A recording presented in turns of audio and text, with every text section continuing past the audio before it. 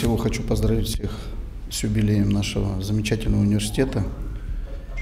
Действительно, насыщенная программа нас всех ожидает.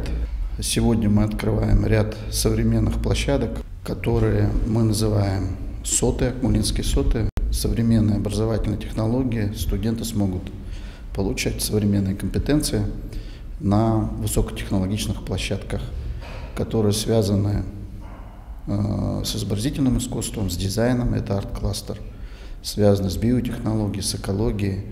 На территории арт-кластера находится специальность изобразительное искусство и черчение колледжа БГПУ имени Акмолы. У нас здесь несколько мастерских рисунка, графики и живописи, мастерская по декоративно-прикладному искусству, мастерская информационно-коммуникативных технологий. Также здесь находится войлочный центр. Обучаются студенты специальности изобразительное искусство, дошкольное образование, подготовка начальных классов. Кроме обучения студентов, планируем проводить олимпиады по направлению изобразительного искусства и декоративно-прикладного искусства.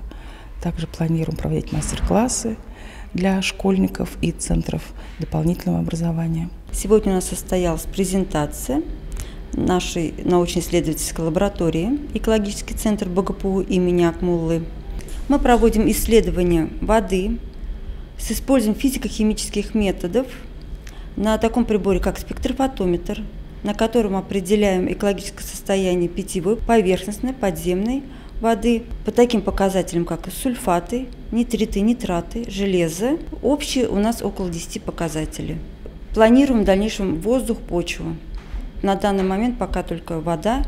Планируем больше внедрить и не останавливаться только на 10 показателях, а намного больше.